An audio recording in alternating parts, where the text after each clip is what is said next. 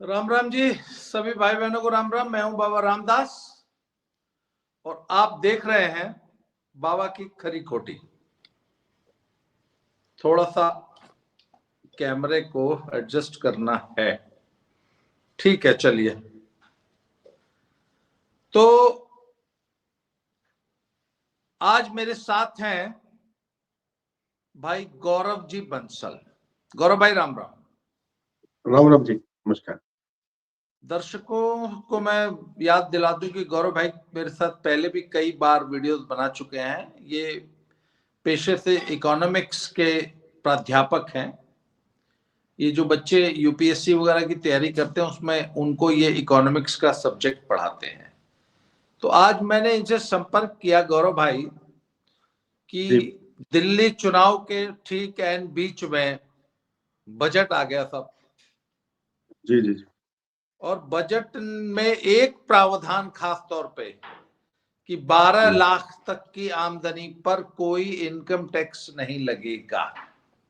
जी जी इसको लेके बहुत ज्यादा उत्साह है, बहुत चर्चा है, और ये भी बताया जा रहा है कि ये तो एक गेम चेंजर है और ये दिल्ली के चुनाव को ये मुद्दा प्रभावित करेगा।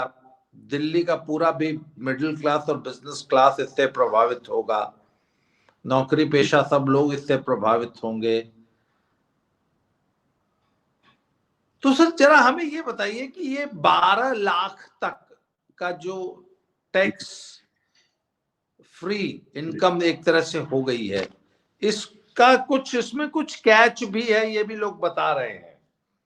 जी जी जी तो इसके बारे में जरा बताइए। जी सर। सबसे पहले दर्शकों को नमस्कार जी। और जैसा कि सर ने कहा कि हालांकि बजट दिल्ली को ध्यान में रख के नहीं बनाया जाता या दिल्ली के लिए नहीं बनाया जाता, किंतु आने वाले चुनावों को जरूर उसमें टारगेट किया जाता है। तो इस साल क्योंकि दिल्ली में चुनाव है, बाद में बिहार में चुनाव है, तो शायद दोनों का थोड़ा ख्याल रखा गया है। जी बाकी जैसा आपने पूछा सीधा सीधा सवाल, तो उसका सीधा सीधा उत्तर ये है, इनकम टैक्स का जब हम कैलकुलेशन करते हैं, उसकी गणना करते हैं, तो उसका आधार ये होता है कि पहले हम देखते हैं कि कुल आय कितनी, कि टोटल कमाई कितनी हुई। मान लीजिए जी किसी की कमाई 20 लाख, 20 लाख में फिर हम हिसाब लगाते हैं कि कितनी इनकम पर टैक्स लगेगा। तो जी उसमें फिर सरकार खुद छूट देती है। तो उन छूट को काटने के बाद फिर हम देखते हैं, मान लीजिए 2 लाख तक की इनकम हमारी टैक्स से बाहर हो गई, हमने कुछ एलआईसी में पैसा डाला, इधर उधर पैसा डाला, तो 18 लाख पे टैक्स लगना है। अब 18 लाख पे किस प्रकार टैक्स लगेगा? पहले 4 लाख पे जैसे अब टैक्स जीरो, 4 से 8 लाख पे 5%, 8 से 12 लाख पे 10%। तो इस हिसाब से हम पैसे को जोड़ते चले जाएंगे, हमें 18 लाख तक आना है। तो मेरी 2 लाख तो वैसे छूट हो गई जी, तो 2 लाख वो छोड़ दिए, फिर 4 लाख वैसे सरकार ने छोड़े हुए वो छोड़ दीजिए, फिर 4 लाख पे हुआ 5% टैक्स, यानी कि 1 लाख पे 5,000, यानी कुल 4 लाख पे हमारा 20,000 का टैक्स। इसके बाद अगले पे 10% टैक्स, यानी कि उससे अगले 4 लाख पे फिर हमारा 40,000 टैक्स। तो ऐसे करके हम टैक्स को कैलकुलेट करते हैं। अब इसमें सरकार ने क्या किया है कि अगर आपकी इनकम 12 लाख तक है या 12,75,000 तक है, तो आपके ऊपर कोई टैक्स नहीं होगा। किंतु यदि आपकी इनकम 13 लाख होगी, तो आपके ऊपर पूरा टैक्स लगेगा, जिस हिसाब से नए कर प्रणाली में टैक्स लगाया गया। यानी कि छूट केवल उसके लिए है जिसकी 12 लाख तक की इनकम। ठीक है जी। तो सरकार ने क्या किया है कि मान लीजिए मेरा 12 लाख की कमाई पे टैक्स बनता है 60,000, तो 60,000 में सरकार ने कहा है कि जिसकी कमाई 12 लाख तक है उसको हम 60,000 की छूट दे रहे हैं। आपका टैक्स बनता है 12,000, 60,000, और 60,000 की हमने आपको दे दी छूट, तो टैक्स जो आपको बकाया है वो है जीरो।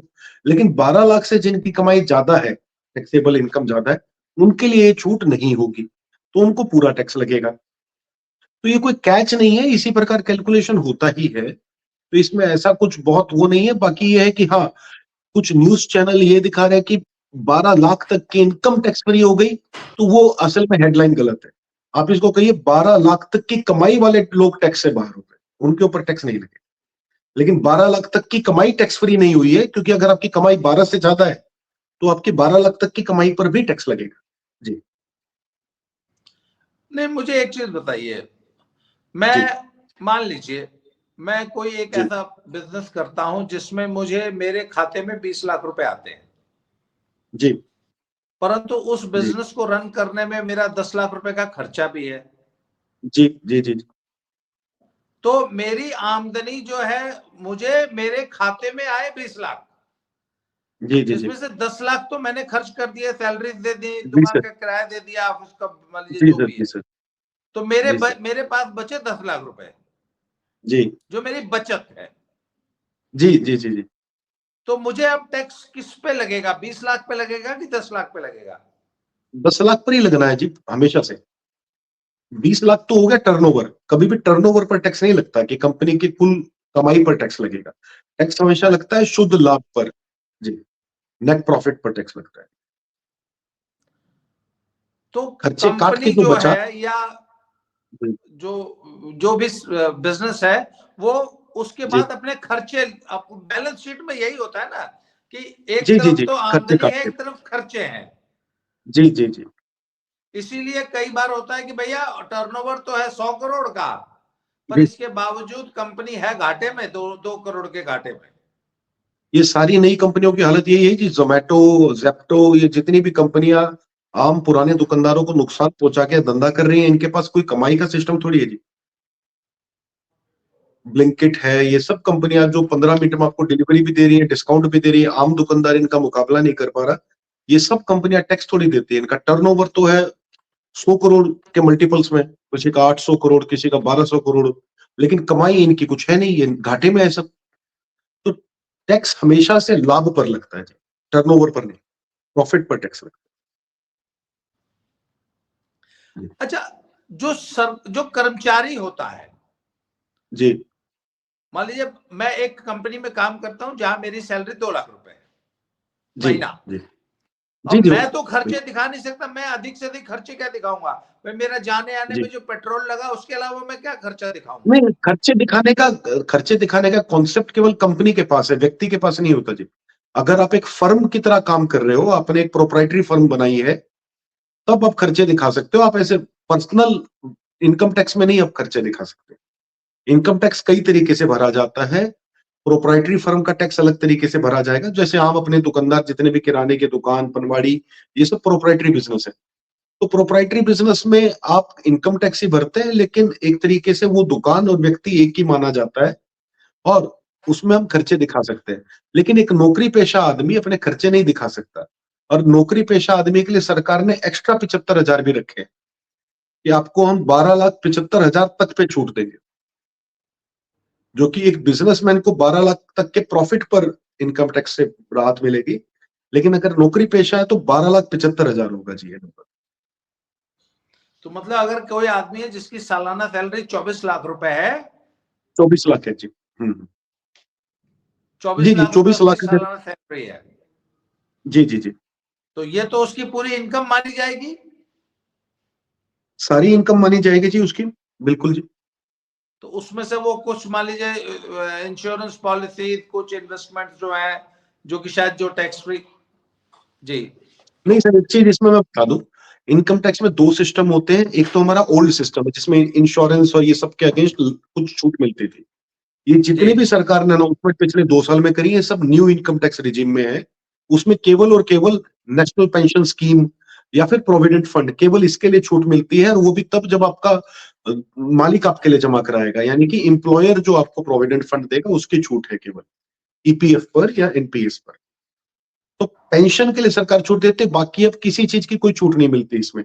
लेकिन सरकार ने टैक्स रेट इतना कम कर दिया है कि आप पर लगने वाला टैक्स पहले से बहुत कम हो गया, आपको ये सब दिखाने की जरूरत ही नहीं है।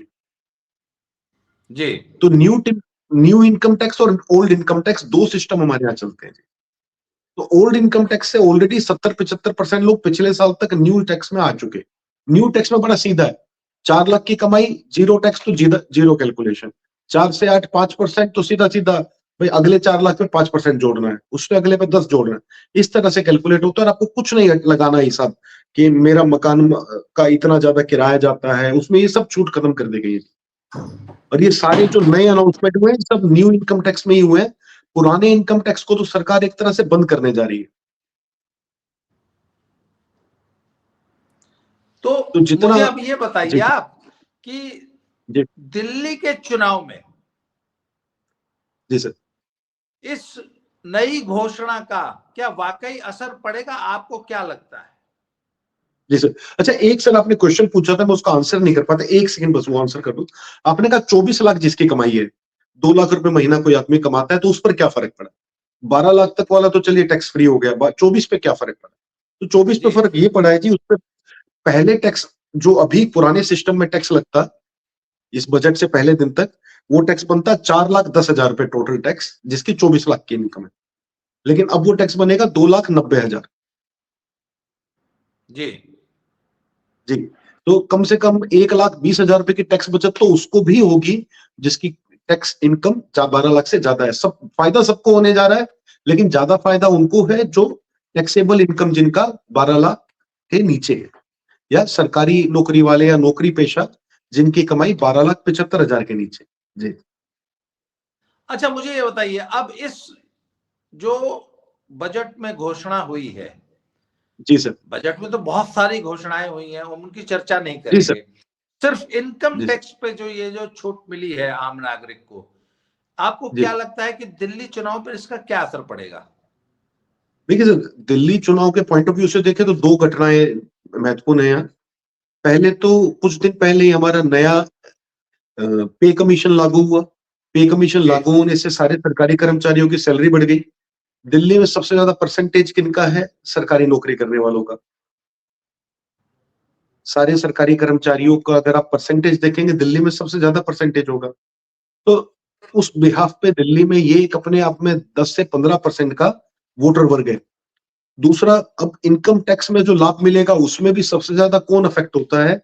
जिसकी फिक्स सैलरी आती है, क्योंकि बिजनेस वाले तो अपने खर्चों में कुछ ना कुछ दिखा के बच जाते हैं। जिसकी बंधी सैलरी है उसी को ज्यादा इनकम टैक्स का फर्क पड़ता है। तो अब उन सब लोगों को जिनकी बड़ी कमाई है, उनको भी इससे लाभ होने जा रहा है। तो डेफिनेटली, क्योंकि दिल्ली में ये परसेंटेज ज्यादा है, तो इसका प्रभाव तो पूरे देश पर पड़ेगा। और क्योंकि दिल्ली में अभी इलेक्शन है, तो क्योंकि अभी हाल ही में लोहा गर्म है, हथौड़ा मारा गया है, तो उस हिसाब से आप मान के चलिए कि इस इलेक्शन पर तो एकदम फर्क पड़ेगा। जी जी तो अच्छा, मुझे एक चीज बताइए, बीच बीच में जी इस देश में चर्चा चलती रहती है कि सरकार इनकम टैक्स को पूरी तरह एबॉलिश करके जी कोई और टैक्सेशन का जरिया क्यों नहीं निकाल सकती? इनकम टैक्स से कोई बहुत ज्यादा कलेक्शन तो होता नहीं है, तो इसको पूरी तरह समाप्त करके कोई अन्य जरिया निकाल दिया जाए। जैसे कुछ लोग कहते हैं जो ट्रांजैक्शन टैक्स लगा दो, कि बैंक में आपका जी जो भी ट्रांजैक्शन होता है उस पर कुछ जी कोई 1% जो है टैक्स लगा दिया जाए, जी जिससे कि इससे तो बहुत ज्यादा रकम रकम इकट्ठी हो जाएगी। इसके बावजूद सरकार इनकम टैक्स पे टिकी हुई है। क्या वाकई जी इनकम टैक्स को खत्म करके कोई दूसरा टैक्सेशन सिस्टम लागू किया जा सकता है? जी। देखिए, हर सिस्टम में अपनी कमियां हैं, लेकिन आप ये मानकर चलिए इसमें सबसे कम कमी है। यानी कि यहाँ पर ऐसा तो कुछ है नहीं जहां पे हम लोगों को लाभ पहुंचा सके। हमें ये देखना है किस प्रकार लोगों को सब कम से कम हानि पहुंचाई जाए। तो अगर आप मान लीजिए, जैसे सलाह दी जाती है कि आप बैंक के ट्रांजेक्शन पर टैक्स लगा दें, तो बैंक के ट्रांजेक्शन लेन देन तो जी हम अपने बिजनेस के लिए हो सकता है दिन में 50 बार करें, लेकिन उससे कमाई हमें बहुत ज्यादा ना हो रही हो। तो ऐसे में हो सकता है बिजनेस नुकसान में भी जा रहा हो, हमें कीमत कम करके भी सामान बेचना पड़ रहा है घाटे में। तो ऐसे में उस व्यक्ति को और टैक्स देना पड़ जाएगा जिसका घाटा चल रहा है। तो इसलिए टैक्स हमेशा लगाया जाता है लाभ पर। तो अगर ट्रांजैक्शन पर टैक्स लगेगा तो हम ये कभी कैलकुलेट नहीं कर पाएंगे कि वो व्यक्ति प्रॉफिट में है, लॉस में है। तो ये तो उस बेचारे पर अत्याचार हो जाएगा ना, जिसकी पहले ही कमाई है नहीं, नुकसान में बेचारे का धंधा जा रहा है, और उस पर सरकार टैक्स और ले रही है। तो नहीं, ये बात तो ठीक पर नहीं है। आप क्या वाकई इस थ्योरी में विश्वास करते हैं कि ये इतने सारे लोग जो बिजनेस कर रहे हैं सब घाटे में ही है? अगर सब घाटे में ही होते तो अर्थव्यवस्था चलती कैसे? नहीं नहीं, मैं ये नहीं कह रहा हूँ सर। मैं ये कह रहा हूँ कि बहुत सारे बिजनेस ऐसे हैं जिसमें लेन देन तो बहुत कम है, मुनाफा ज्यादा है। और बहुत सारे बिजनेस ऐसे हैं जिसमें लेन देन तो ज्यादा है, मुनाफा उतना नहीं है, मुनाफे का परसेंटेज कम है। तो ऐसे में मुनाफे के आधार पर टैक्स लगना चाहिए ना जी। आपका बैंक लेन देन कितना, उसके आधार पर टैक्स लगाना गलत हो जाएगा। और दूसरा प्रॉब्लम इसमें यह है कि लोग बैंकिंग सिस्टम से बाहर भागेंगे, कैश में ट्रांजेक्शन करेंगे, ब्लैक इकोनॉमी डेवलप होगा। नहीं, पर जिस तरीके से डिजिटल मनी, प्लास्टिक मनी का चलन बढ़ रहा है, तो जी वापस बैंकिंग सिस्टम में, मतलब बैंकिंग सिस्टम से भागना तो अब धीरे धीरे असंभव होता जाएगा, जब सरकार जब कैश का टैक्स। चलन ही कम कर रही है। जी सर। जी और सर। ज्यादातर आपने देखा होगा कि पिछले 10 सालों में, मुझे याद है वो दिन जब चिदम्बरम जैसे महान अर्थशास्त्री मजाक उड़ाया करते थे कि यूपीआई या जी सर। इस टाइप के ऐप से लेन देन जो है ये दूर की कौड़ी है और ये लोगों को बेवकूफ बनाया जा रहा है और भारत में ये संभव ही नहीं है। परंतु आज हमने जी देखा है कि जो सबसे पिछड़े इलाके हैं उसमें जो जी सर। सबसे निचला तबका है, मैं तो अपनी जी आंख सर। से देखता हूं, उन्होंने भी फोन एप्स यूज करके पैसे का लेन देन शुरू कर दिया है आजकल। मैंने गांव के इतने दूर दराज के, एक बार मैंने एक बार अपने कार की के एक टायर में हवा भराई, साहब 10 रुपए देने थे मुझे। जी सर। जी सर। अब मेरे पास कैश था नहीं, और वो इतना सुनसान बेयाबान सा इलाका था, वहां पे एक लड़के ने वो हवा पंचर की दुकान खोल रखी थी। तो जी मुझे सर। लगा यार इसके पास कहां से मैं इसको पैसे कैसे दूंगा। मैंने उससे पूछा बेटा फोन से ले लेगा ना पैसे, बोले हाँ जी ले लूंगा। वो गया अंदर से जी और सर। वो स्कैनर अपना उठा लाया। तो मुझे ताज्जुब हुआ। जी और सर। इसके अलावा सर मैंने गांव की जो छोटी छोटी दुकानें हैं, जी सर। अच्छा इसके अलावा हम गांव में ना मजदूरों को पेमेंट्स करते हैं, जी सर। मजदूरों को दिहाड़ी जब जी जी। देते हैं मजदूरी के पेमेंट करते हैं। जी सर। तो एक बार मुझे याद है मैंने किसी को दिहाड़ी देनी थी, उसने बोला बाबूजी पैसे दे दो। मैंने कहा जी तुझे सर। मालूम है मैं तो कैश रखता नहीं हूँ। बोला जी फोन मेरे पास है नहीं। तो मैंने कहा एक काम कर, तू फिर मौज कर जा, नहीं है पैसे। जी। बोला मुझे बहुत जरूरी चाहिए। मैंने कहा बहुत जरूरी, मैं तेरे पैसे मार नहीं रहा, पर मेरे पास है ही नहीं, कैश ही नहीं है। आप जी विश्वास नहीं करेंगे, उसने 1 मिनट में फोन से बोला अच्छा एक काम करो फिर इस नंबर पे डाल दो। मैंने कहा तू ये बता, अब तक तो तेरे पास था नहीं, अब कहां से आ गया। बोला मेरा एक जी। दोस्त है, उसके पास है, जी उसके खाते में डाल दो, मैं उससे ले लूंगा। मैंने कहा ले लेगा ना पक्का। बोला उसने 1 मिनट में जुगाड़ कर लिया। जी। अच्छा, जी सर। मैं ऐसे बहुत से लोगों को जानता हूं, दुकानदारों को, जी। जो कि जिद करते थे कि नहीं हम तो कैश का ही धंधा करेंगे, हमें करना ही नहीं है। जी सर। वो लोग धीरे धीरे बिजनेस से बाहर होने लग गए। जी सर। उनको लगा कि यार अगर हम स्कैनर से पैसे नहीं लेंगे तो हम बिजनेस से बाहर हो जाएंगे। उन्होंने मजबूरी में सबने डिजिटल ट्रांजैक्शन शुरू की। आज की तारीख में आपको, मेरा दावा है, दावा कि जी अगर आप 1000 दुकानों का सर्वे करेंगे तो 999 दुकानें ऐसी होंगी जी सर, जिनके आपका पास। दावा बिल्कुल ठीक है सर। जी सर, तो आपका दावा सर बिल्कुल ठीक ये तो तर्क काम करेगा नहीं कि लोग बैंकिंग से भाग जाएंगे और कैश का लेन देन करने है लगेंगे। सर। वो सर तो सरकार एक मुझे मिनट में टैकल कर लेगी सर। नहीं सर, ये देखिए 15-20 साल से कम समय हो चुका है। भारत में debit card credit card already थे, लेकिन डेबिट कार्ड क्रेडिट कार्ड से लोग पेमेंट नहीं ले रहे थे। यूपीआई से आने के बाद दुकानदारों से पेमेंट लेना इसलिए शुरू किया क्योंकि यूपीआई में दुकानदार जब 10 रुपए लेता है तो पूरे 10 दुकानदार के खाते में आते हैं, जबकि क्रेडिट कार्ड में अगर दुकानदार 100 रुपए लेता है तो उसके खाते में 98 आते हैं, 2 रुपए या 1 रुपया 90 पैसा कट जाता है। तो हम्म, यूपीआई का चलन इसलिए बढ़ा कि कुछ कटता नहीं है। लेकिन अगर हम ट्रांजैक्शन टैक्स लगा दें और कटने लग जाए, तो जितनी तेजी से ये चलन बढ़ा है उतनी तेजी से कम भी होने लगेगा। आप देखिएगा पूरे पूरे दुकानदारों के एसोसिएशन मिलकर डिसाइड करेंगे आज से ये मार्केट यूपीआई पे काम नहीं करेगी, और लोग चाहे ना चाहे उनको वापस, मैं ये नहीं कह रहा हूं पूरी तरह कैश पे आना पड़ेगा, लेकिन काफी दुकानदार उनकी पूरी पूरी एसोसिएशन मिलकर एक घोषणा पत्र निकालेगी और वहां बोर्ड लगाएगी कि यहाँ पर अब से यूपीआई में लेन देन नहीं होगा, मशीन हटा दी जाएंगी। अगर पैसा कटने लगेगा तो पैसा कटना एक बहुत बड़ा इंसेंटिव और डिसइंसेंटिव है सर, क्योंकि यूपीआई में कुछ कट नहीं रहा है इसलिए लोग अभी यूपीआई से पेमेंट रिसीव कर रहे हैं। अच्छा, काफी सारी मार्केटों में ऑलरेडी यूपीआई को लेके एक, मैं यूपीआई को खराब चीज नहीं कह रहा हूं, लेकिन मेरा क्या है ना, मुझे उसके लूप होल भी देखने हैं। मुझे ये देखना है, मैं एक अर्थशास्त्र के पॉइंट ऑफ व्यू से काम करता हूं, मैं चार्टेड अकाउंटेंट नहीं हूं।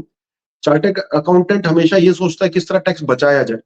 और एक अर्थशास्त्री का या इकोनॉमिस्ट का एक एंगल होता है कि किस तरह ज्यादा से ज्यादा टैक्स लिया जाए या फिर ज्यादा से ज्यादा सिस्टम में सुधार किया जाए। हम सिस्टम के पॉइंट ऑफ व्यू से सोचते हैं। तो जब भी हम सिस्टम के पॉइंट ऑफ व्यू से सोचते हैं तो हमें उस चोर के एंगल से भी सोचना पड़ता है, एक पुलिस वाले को, कि चोर को पकड़े कैसे। तो मैं कुछ भी नया सिस्टम अगर आप मुझे सजेस्ट करेंगे, मैं ये सोचूंगा अच्छा लोग इसका ये तोड़ निकालेंगे, लोगों को ये समस्या आएगी, तो मैं उस एंगल से सोचना शुरू करता हूँ। और इसी तरह अर्थशास्त्र में पढ़ाया भी जाता है। तो अर्थशास्त्र और अकाउंटेंसी में फर्क भी यही समझिए सर आप, कि वहां पे चार्टर्ड अकाउंटेंट्स को या जो अकाउंटेंट्स हैं उन लोगों को समझाया जाता है अच्छा टैक्स ऐसे कैलकुलेट होगा, ऐसे जमा कराया जाएगा, ऐसे ऐसे आप उसमें छूट लेंगे। अर्थशास्त्र में हमें टैक्स पॉलिसी बनानी है कि किस प्रकार पॉलिसी बनाए कि उसमें कम से कम लूप होल हो, वो उसका अर्थव्यवस्था पर खराब प्रभाव ना पड़े, ऐसा ना हो कि लोगों की डिमांड घट जाए, ऐसा ना हो कि लोग उससे निराश हो जाएं। तो वो सब एंगल से हम लोग काम करते हैं। तो वो मैं जो आपको बता रहा हूँ ना सर, उसमें यही है कि क्रेडिट कार्ड इतने समय में पॉपुलर इसलिए नहीं हो सका क्योंकि ट्रांजैक्शन टैक्स एक तरह से उसमें है। और अगर यूपीआई में सेम हुआ तो एकदम नहीं होगा, लेकिन धीरे धीरे दुकानदार जो है उसको हटाने लगेंगे। क्योंकि बहुत धंधे ऐसे हैं जब 5% तो टोटल कमाई है, 5% का मार्जिन है, वहां 2% 1% अगर टैक्स लगने लगेगा तो लोग उसको हटाने भी लगेंगे। अच्छा सर, इसमें अगर हम ये कहते हैं खाली जीएसटी लगा दें, तो जीएसटी में समस्या ये है कि जीएसटी का भार सब पे पड़ता है, गरीब हो या अमीर, खर्च तो सबको करना है।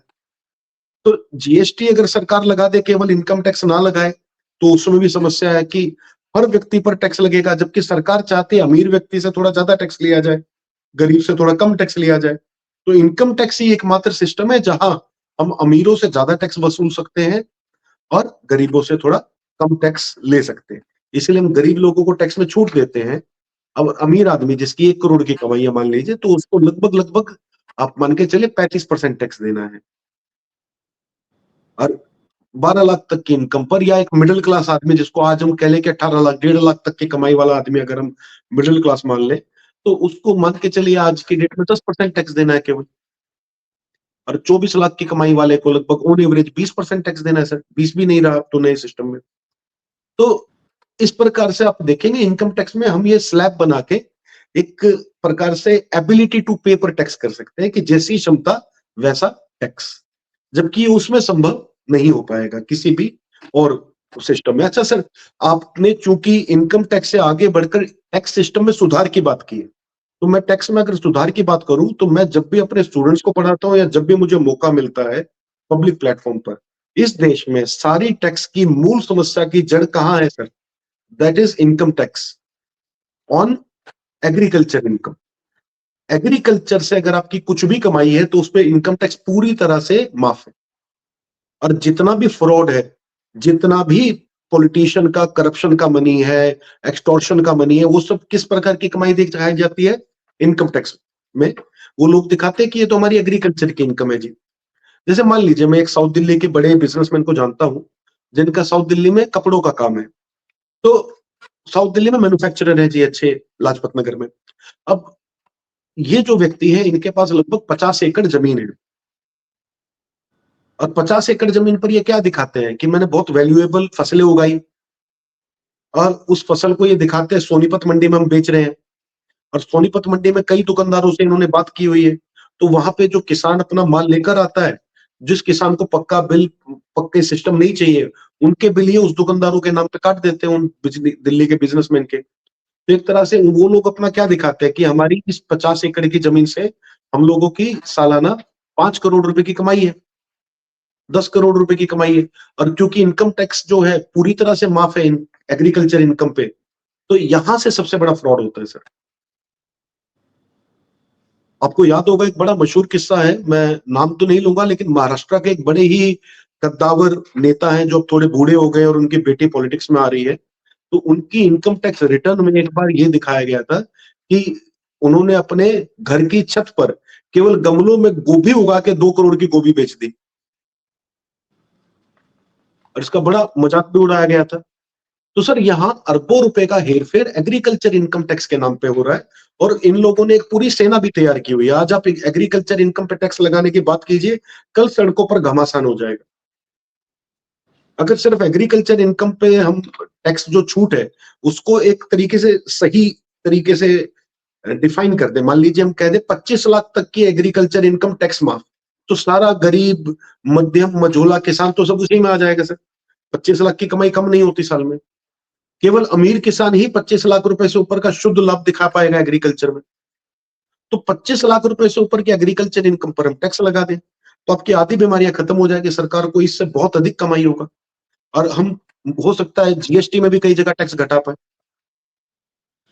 तो गौरव भाई, अब कुल मिला के आज की चर्चा को कंक्लूड करते हुए मैं ये जानना चाहूंगा आपसे कि हमेशा से मिडिल क्लास को भारत सरकार से एक शिकायत रहती थी कि मिडिल क्लास के लिए कुछ नहीं देती, कुछ नहीं देती, कुछ नहीं देती, तो क्या इस बार ये शिकायत कुछ थोड़ी बहुत दूर हुई है? जी सर, बिल्कुल हुई है। मिडिल क्लास की तरफ से इस बार का बजट वाकई में निर्मला जी को पिछले 1 साल से लोगों ने पूरी तरह से टारगेट किया हुआ था और बड़ा प्रेशर बनाया गया था, और वाकई में मिडिल क्लास के लिए कुछ होना जरूरी भी था, क्योंकि हमारे देश में केवल ये जो 2-3% बेचारा नौकरी पेशा है, सारा भार इसी पर आता है। बिजनेसमैन, पॉलिटिशियन, ये सब लोग एग्रीकल्चर इनकम वाला जो सिस्टम है ना, उसके थ्रू पैसा दिखा के बचकर भाग जाते हैं। और इसके अलावा जो व्यापारी है, प्रोफेशनल है, वो लोग वैसे ही बड़ा कम टैक्स देते हैं, क्योंकि वो खर्चे अनाप शनाप दिखा देते हैं जो एग्रीकल्चर इनकम नहीं दिखा रहे। तो सारा इनकम टैक्स का भार तो बेचारा मिडिल क्लास ही ले रहा है, और साथ में वो बराबर का जीएसटी और वो सारा भार भी ले रहा है। तो इस वजह से उन पर थोड़ा सा ध्यान देना तो जरूरी था, और अच्छा है दिल्ली चुनाव के भरोसे ही सही, चाहे किसी भी बहाने से इस बड़े एरिया को सरकार ने देखा और इसके लिए कुछ एटलीस्ट किया। जी सर। देखिए सर, एक बात कहना चाहूंगा, दिल्ली चुनाव की आप बात कर रहे हैं तो सर एक बात जरूर है कि आम आदमी पार्टी से लड़ने अगर बीजेपी जा रही है ना, तो आज दिल्ली के मामले में तो कम से कम हम ये देख रहे हैं कि वो लगभग दूसरी आम आदमी पार्टी ही बनने जा रही है। मतलब फ्रीबीज की अगर हम बात करें तो इस बार तो ऐसी लड़ाई हो गई है कि कौन, थोड़ा सा मैं भाषा आमतौर पर मेरी थोड़ी सभ्य रहती है, लेकिन इस बार कौन ज्यादा पैंट उतारेगा इसका कंपटीशन दिल्ली में लगा है लगभग। चलिए, किसकी पैंट उतरती है ये तो खैर चलिए 8 तारीख को पता लग जाएगा। गौरव भाई, आपने समय दिया सर, इसके लिए बहुत बहुत धन्यवाद। अगले बार किसी नए टॉपिक पे, किसी नई चर्चा में फिर से शामिल होंगे। आज के लिए इतना ही, बहुत बहुत धन्यवाद। Thank you very much sir. जय श्री राम। नमस्कार सर। जय श्री राम। जी सर।